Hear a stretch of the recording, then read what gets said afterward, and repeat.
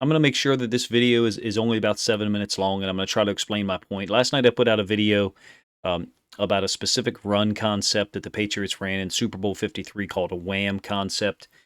Someone must have watched it and then messaged me on Twitter because they asked me about something I mentioned near the end of the video. What I mentioned at the end of the video is a way, a a manner of studying film that I think can make people better and make us all more aware. And I've gone through this process multiple times.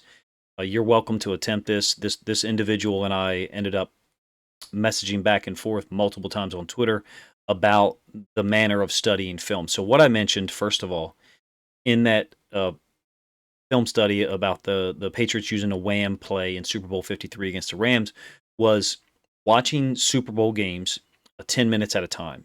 What we would do, myself and some coaches and some friends, after every Super Bowl, of course, there's the instant reactions to it, and I'm letting this possession from the Ravens against the Browns run because of the timestamp that you see, over here in the bottom right corner. Because I know I've got a certain amount of time left. I don't want to let this video go on too long, but I'd like to get this out there because this individual claimed that this would be an interesting concept for people to do. So I'm going to offer the strategy to you. So here goes. What you do is after the Super Bowl or after any game that ends a season, and you have time.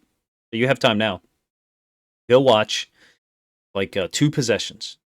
Watch two possessions for each team, maybe 10 minutes of video, something like that. Now, this possession for the Ravens is about 7 minutes long, so you wouldn't get two possessions out of it. But what you do is you watch that, and then the next day you watch it again. Or maybe you take a couple of days off and you think about the things you saw. You think about the plays. This case was a 16-play drive, so obviously nobody's brain is going to remember all 16 plays. You allow some of the things you saw to ruminate in your head. Maybe during the course of a week, you go back and you watch the possession a second time, maybe a third time.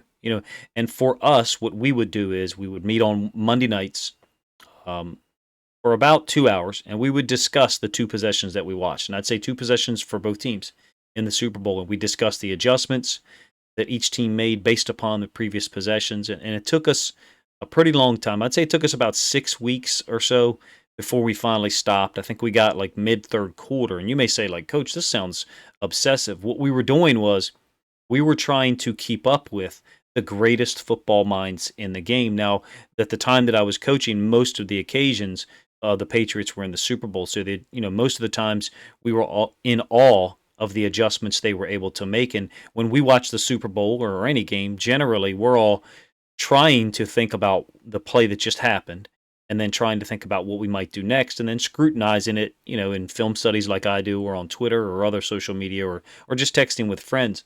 I would challenge you or at least offer to you that, go watch a game, watch 10 minutes and maybe, sit for a couple of days, maybe watch it again the second day or and take 2-3 days or maybe a week and then watch the next 10 minutes.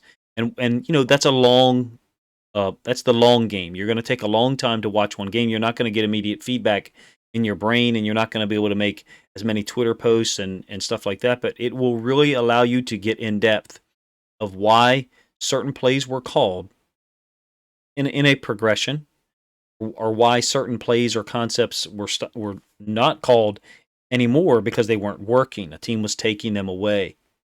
The plays that are running here have no bearing on anything that I have said thus far.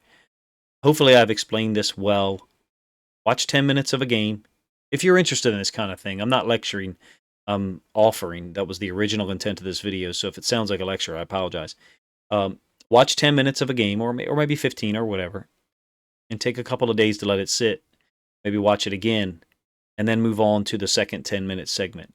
In some cases, the game that you watch is a 2-hour long game, so you're like, "Hey, Coach, I'm not gonna do that, man." This is a way to back map why things happened late in the game and then understand them at a deeper level. And for me, someone who's obviously not as smart and talented and capable as NFL coaches, this was a way for me to understand, okay, why did the Seattle Seahawks throw the ball against the Patriots and throw an interception that, of course, Pete Carroll and everybody got a lot of criticism for? Hey, just run the ball with Marshawn Lynch. Well, first of all, the play before that, there was an unbelievable play made by Donta Hightower to keep Marshawn Lynch out of the end zone. Second of all, every time the Chiefs lined up, every time the Seahawks lined up in that particular formation, the Patriots had shown them, earlier in the game that they had an answer for that formation. They had the ability to stop the read option because the read option was big at that time. Russell Wilson and Marshawn Lynch. They had the ability to stop it based on alignment. So when they got down that close, the Seahawks didn't call it because earlier in the game they'd been in a similar position, a short yardage situation, not a goal line situation, and they had lined up and run read option, and the Patriots had efficiently stopped it. So point being, sometimes things happen and we talk about them and we forget to recognize that there's a reason why they happened the way they did. And sometimes small things built up over the course of possessions can add up to a very large thing, a Super Bowl changing decision by a coach, a Super Bowl and career, defining play by a corner, and another Super Bowl win for the Patriots. So that was one of the first times we did that, a 10-minute study, and then meet and diagnose and just talk about that 10 minutes in isolation. I originally intended for this video, this assignment, if you will, if anyone's interested, to be 6 minutes long. I'm willing to do it with you if you've listened this long. If someone would like to do that, I would be willing to do that on my own time as well, and then compare notes in some manner. Of course, I do have a Patreon, and that's not the point of this video necessarily. If you wanted to go through this with me, I would be willing to do that, and I'm going to offer this to my patrons, join the Patreon. We'll do this for a month and then leave. It costs you $5 if you wish.